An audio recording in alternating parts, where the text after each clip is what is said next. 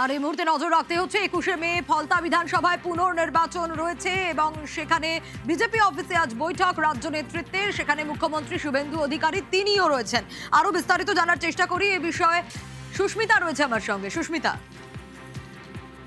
দেখো, সন্ধ্যে 8:30 নাগাদ শুভেন্দু অধিকারী সল্টলেক বিজেপি দপ্তরে হঠাৎই আসেন এবং বিজেপি সূত্রে খবর ফলতায় আগামী যে রিপোল অর্থাৎ পুনর্নির্বাচন রয়েছে সেই পুনর্নির্বাচন নিয়ে আজকে শেষ মুহূর্তের আলোচনা হচ্ছে, যেখানে উপস্থিত ছিলেন জ্যোতির্ময় সিং মাহাতো, অমিতাভ চক্রবর্তী, সৌমিত্র খাওয়ারদান, বিজেপির সাধারণ সম্পাদক সংগঠন এবং বিজেপির জেনারেল সেক্রেটারি সাধারণ সম্পাদকের মতো পদের যারা নেতৃত্বে রয়েছেন তারা।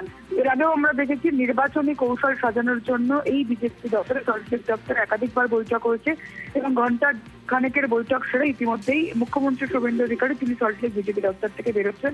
তবে ফলতায় যে রিপোর্ট অর্থাৎ পুনর্নির্বাচন তা নিয়েই আলোচনা হয়েছে বলে বেশ।